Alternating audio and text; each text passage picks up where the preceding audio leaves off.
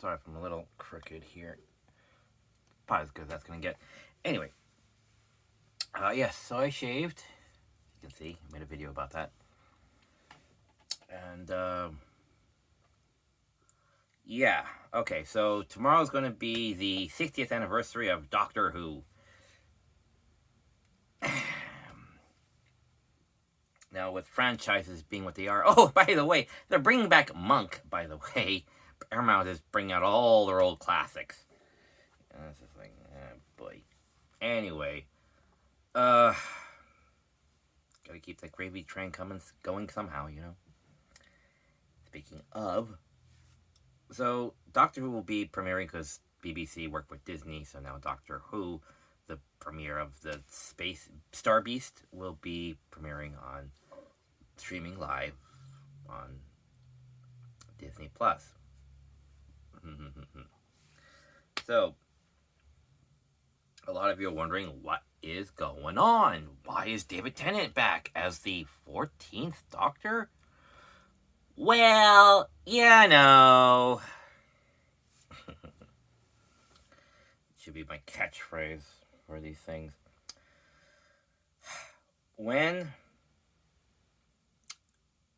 Back when Power Rangers was in its 15th season or whatever,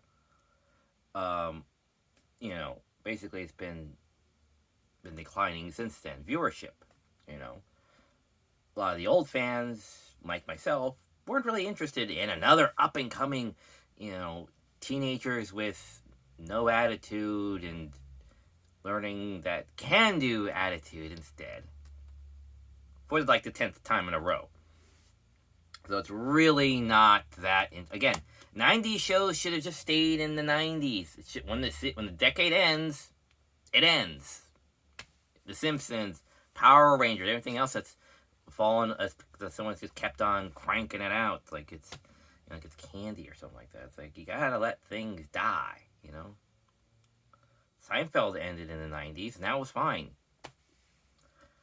Anyway, so that's the thing. We lost interest, so then they say, okay, we gotta get the fans back. What do? We gotta bring back something that was popular, something familiar, something everybody loved, regardless. Hey, let's get back that Tommy guy. Yeah, let's bring him back. And now he's a mentor to the new group. He's the Zordon. We'll bring him back. It's like, okay. So they got Tommy back. And color me impressed. He's there. That really did bring back the nostalgia factor. And then everything else with the show was actually originally pretty good. The fight scenes were pretty good. The drama was pretty good. It was nice. And so that's pretty much what David Tennant and Catherine Tate is about. Essentially, and I don't like to break this to you, but they're pellet cleansers. They're only here for the special. To get the taste of Jodie Whittaker out of your mouth. It's like, just what is this? What is it? You feel insulted as a fan. Like, what is this? This isn't Doctor Who. Not that it's not being portrayed that it is being portrayed by a woman. That's superfluous. I don't care about the gender, the race, the creed, whatever. It's the writing. And Jodie Whittaker, I've seen in Grace Point and Broadchurch. She's a good actress, along with David. Problem is, your writer and your showrunner is not that good. And people didn't realize that right off, back during, what was it, the Glass People in Twice Upon a Time, that ended really anticlimactically. There's no villain to defeat it. It was just more of his understanding and his more, okay, I guess I convinced myself to regenerate. Now I gotta convince now I choose myself to regenerate. Wherever that came from to begin with, we don't know. He just suddenly said, I don't want to regenerate for some bizarre reason. So, having no actual villain to defeat was rather anticlimactic. Him going through his own personal journey was pretty interesting and compelling. But again, that aside, then when it became Jodie, it was all very I mean, that first episodes were kind of interesting, along with Deep Breath, Ghost Monument. Yeah, it was compelling enough. But then once you get into the series proper, suddenly we're dealing with racial issues and history lessons and space Nazis, and it just felt horribly contrived because this feels more like a kids show and not a show just anybody can enjoy from any age.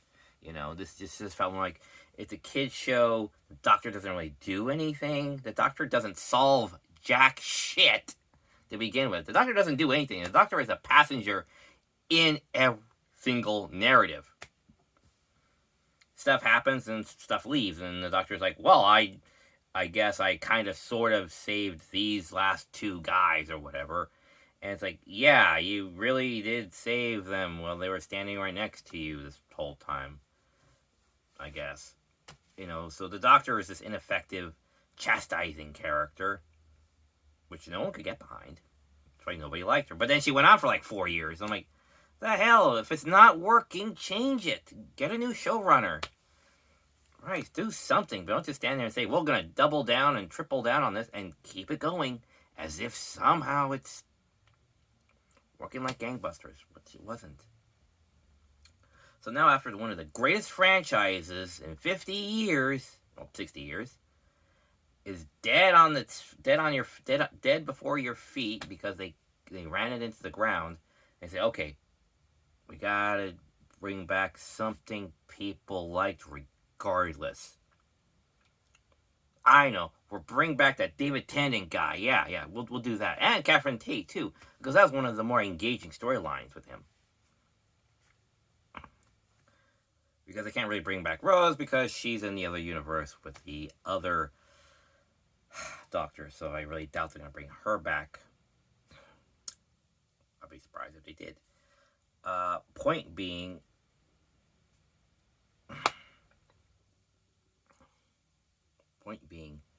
that David and Catherine are palate cleansers.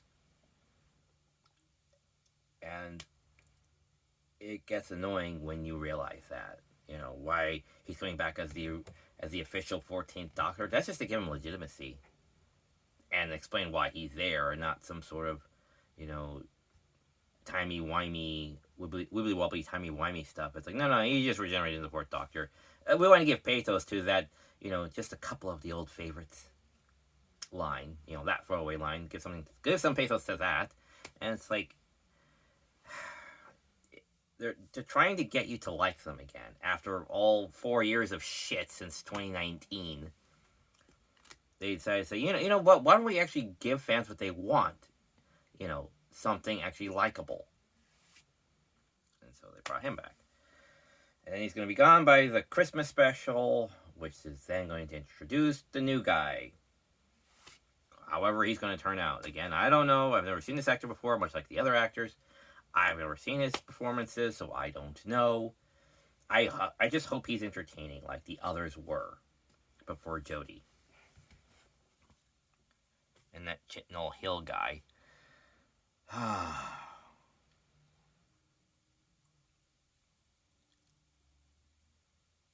So, yeah, so that's going on, and much like in the Flash movie, because even DC is trying to do that, we're trying to bring you back with some nostalgia. That's why Michael Keaton as Batman 89 is in the movie, and why at the end, when it was reboot again, so you have 3 different Batman showing up for the beginning, the middle, and then at the end. George Clooney shows up for his scene. I bet he gets $10 million for that one. These people are not paid peanuts to show up in these movies, for crying out loud. These people get paid top dollar. It's $10 million minimum to show up in their films. So anyway, I believe that's why Bruce Willis does these like ton of movies to show up for a scene or whatever. But anyway, that's why at the end he says, "Who are you?" He goes, "Oh, I'm Bruce Wayne." It's like, right. So now we're dealing with this Batman. Of course, I really doubt they're going to do a CG.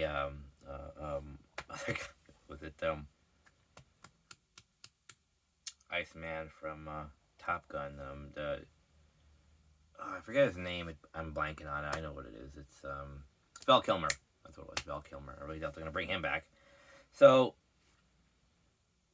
having all this going on, it is rather interesting, but also rather annoying. Again, it reminds me of Beetleborgs. I know, another tokusatsu thing. Sorry, heavy metal hero. It reminds me of that episode where they had to change out one of the lead characters. It was this girl. So we said, well, we got a, bullshit spell thing, and anyone outside the room would notice the difference, blah, blah, blah, to change out the actress. I think that was rather creative that you did that, but it's also very stupid that you have to do that, that the actress wasn't going to be there and needed to be replaced by somebody else. But we can't have just someone new just randomly show up. You got to explain that. So, yeah, that's the first time I realized this is kind of stupid when you have to deal with, well, Hollywood politics. Things happen, So, it was rather interesting to kind of see these things. And it's like you just want to be entertained. You just want to be talked to, Then it comes in all these reasons and bullshit where it's, we have to explain ourselves, and we don't understand why you don't like our product anymore. Because your product sucks. If you didn't get it the first time, I don't understand why you didn't get it the next 500 times of this sucks,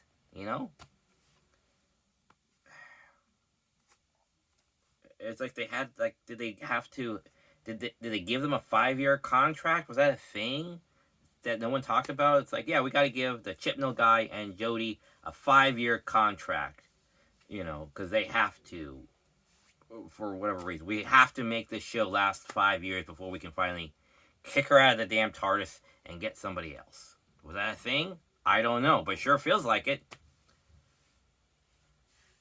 They let Conan go. They had to pay Conan. They had to fire Conan. They paid him off after 6 months of his new show. I don't know why they couldn't do that to Jodie. Pay her off and say, go. Yes, it just isn't working. The showrunner just isn't working. People are starting to hate us. I know, granted, they say that the ratings were down during Peter Capaldi, but I was still heavily invested in his story for the most part. He was actually still a angry Scotsman.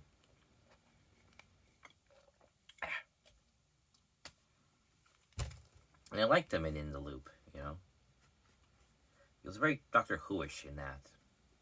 Near the end. If you ever watched it, you'll understand. So, yes. So, everything waxes and wanes, and now the woke is on the out because after 5 years, it just ain't working.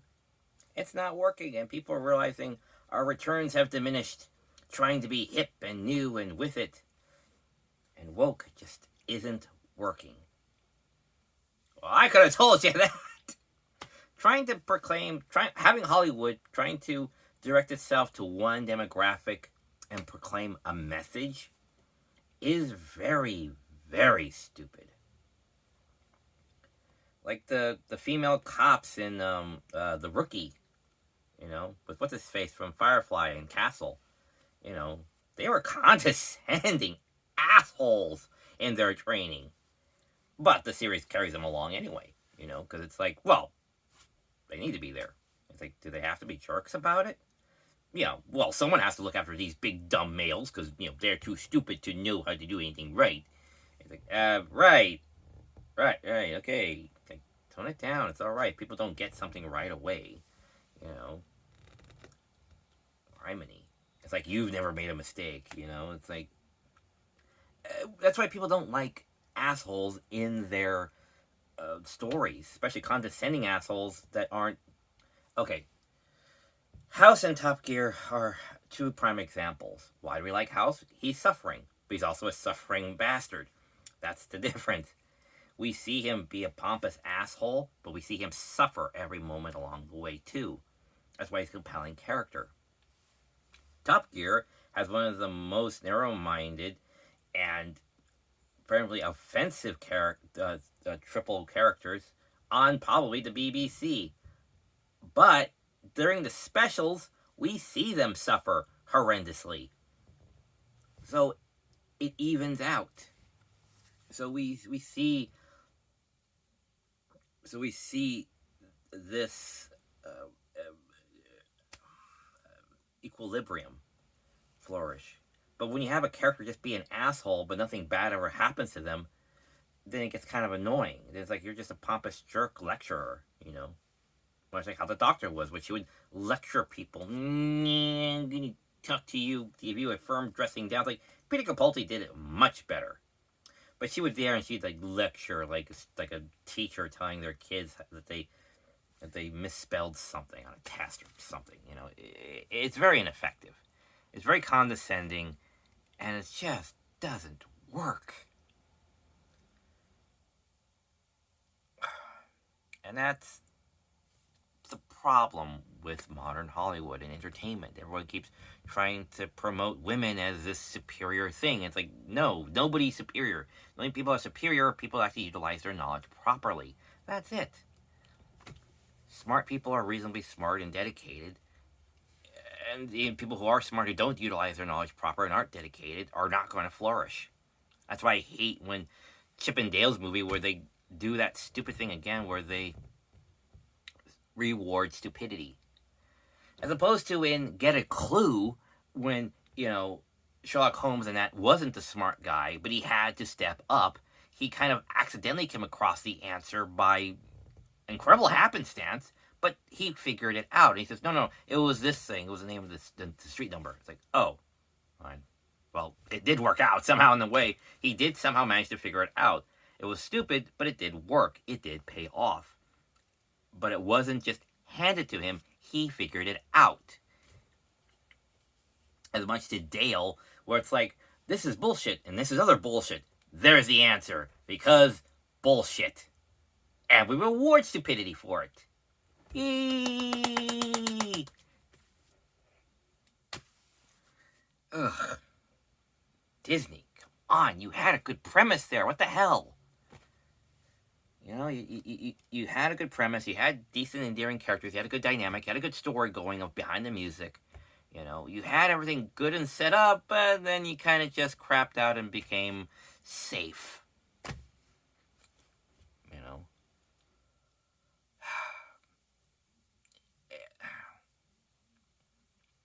I don't know why they just couldn't commit and just say, you know what? Have Dale actually try. If he's not smart, then have him be dedicated, you know. Have him do something that plays more to his strengths. Like pull an Eddie Valiant from Roger Rabbit. If they're going to, you know, reference that anyway, then why not have him be the entertainer, you know, to get people laughing? It's like, well, it worked for Roger Rabbit. It's like, just keep going. That I would have bought. That would play to his strengths. That would be, he's distracting them. He's getting them to laugh so hard, not that they die, but that he's distracting them for the good guys to get into place and arrest them. Hey, better ending.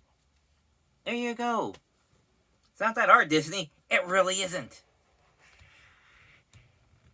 But Disney, it's just, you know, the money meant the ends rather than the art. Walt Disney was about the art, damn it. He didn't give a fuck about the money. The money was a means to an end. In the end was art. Scene 8, anybody? The man wanted to get this right. And got it right, he did. Granted, the source material wasn't really all that deep in the beginning. Sure, fine. These were simple folk tales and children's bedtime stories. They weren't high art, but they're made to entertain. And that's what he did. He entertained us. For 20 years of the rest of this guy's life, from the 50s all the way into the mid to late 70s, I believe. It was mid-70s, like 77 or something like that. I'm not sure. But sometime in the 70s, Walt dies. And all of his projects were made with passion, dedication, quality. Didn't skimp on anything. Didn't make anything cheap. And people loved him for it. They saw his dedication in every frame, in every character, in every detail, in any animated innovation that his studio came up with. People saw it, They acknowledged it, and they loved him for it. And we carried on the tradition for another 20 years, through another Renaissance,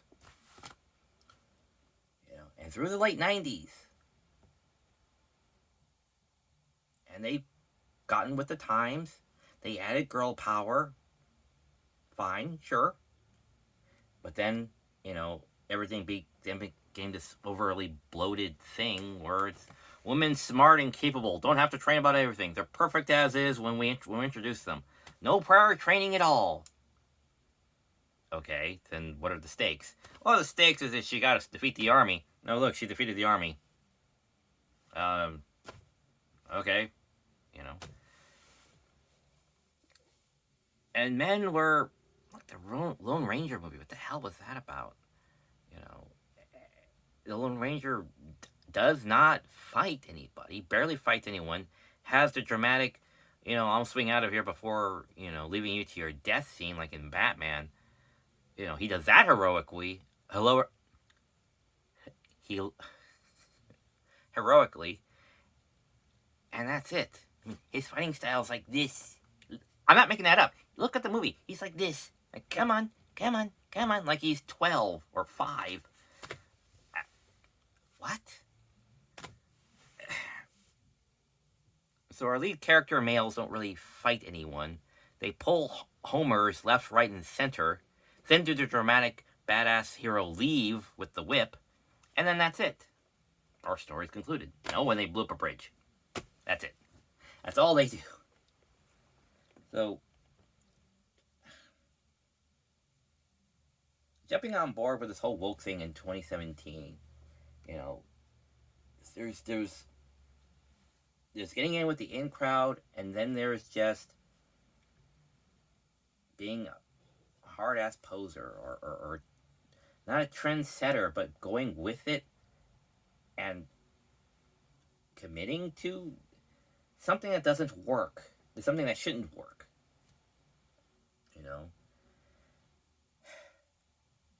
I believe in girl power. I accepted girl power when it entered with Jasmine and Ariel. Strong female characters. I didn't say boo, hiss. I said, oh, she's capable.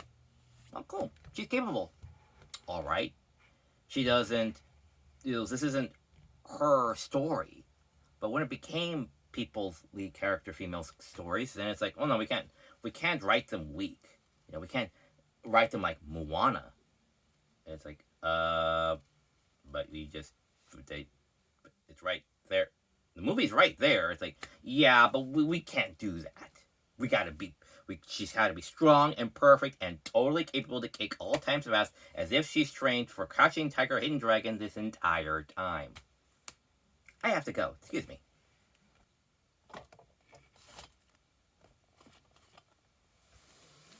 So, right, sorry, bathroom break. So yes.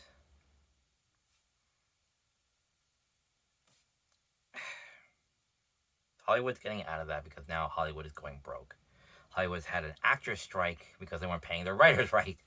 Sorry, a writer strike, then an actor strike. Yeah, that's pretty good for the writers that they had the actors on their side this time around. Instead of back in 2007 and 2008. With all that. So, yes, Hollywood writers are going back to work. Hollywood's now starting to say, okay, now after everything that's happened again and again, like let's kind of get the ball rolling again. So, Hollywood is not in the best position to have leverage anymore. So, I think indie should really give Hollywood a run for its money. I think indie should just take center stage and just have people release stuff independently. Give it to theaters, put it out online for trailers. YouTube is, aghast for to give out trailers. if it's good, it'll catch word of mouth. People will say, hey, I saw this thing and that thing and this. It doesn't have to be on the side of a bus or anything. Or 10 commercials in an hour. Pirate Stranger Tides. I mean, seriously. They play that trailer to death. Before I went without cable, that was just immensely overdoing it because they really wanted people to go to their movie, you know. So yeah, Hollywood's made some serious mistakes. They got on the wrong bandwagon for far too long, and now they're realizing their mistake and realizing they don't have a leg to stand on anymore. They can't. They have no finances. They have no power. They have no pull anymore. They can't do what they want to do anymore. They have to concede to the writers because the actors are with them. They have to concede to the fact that woke is not working anymore because they're all going broke. No one wants to go see a film. Did I want to go see the Marvels? Nope. Did I want to go see Wish? Not really. You know, if your product sucks, no one's going to watch it. And it takes them 5 years to figure that out. Because they think, oh, it's just, that's 1 strike, 2 strikes, 3 strikes. 15 strikes later, they finally get it. It's like, okay, now we're losing a ton of money, so we need to change something, And it just should not take a bunch of adults to realize that 5 years later, that something is not working, needs to change, So yeah, now we're starting to see the changes. We're seeing the pellet cleansers come out. We're seeing some more of the nostalgia ish stuff come out. Picard, Monk, other things. So, and series are progressing. Invincible season 2, Has Been Hotel, Vox Machina. I'm guessing season 3 or 4 or whatever is going to come out. Things like that. They're going to keep coming out. Pantheon season 2 finally came out on Prime after being dropped by AMC. So we have all this stuff. We're doing okay, and we're getting better. Finally. Thankfully. So yeah. That's what's happening now. People are finally learning their lessons because they have to, because it's hurting their bottom line. It's amazing what happens when people bother to change only after it affects the bottom line, when it basically becomes zero. It's like, well, how do we pay our bills? How am I supposed to pay my vacation to Maui? With what money? It's like, we're not getting any box office returns. Marvel's like, Marvel's is their most biggest bomb ever. So they're forced to change because now it affects their bottom line, the thing they covet, their bottom line. Jerks. So yeah, that's what's going on. So here's to rest of this decade getting better. Pandemics and wokeness and member berries behind us. Hopefully these are the brief and few palate cleansers, and then off to better and newer horizons, Excelsior and all that. Well, one can only hope. So take care, fair, fateful viewer. And remember, when you're at the bottom, there's nowhere else to go but up. Bye.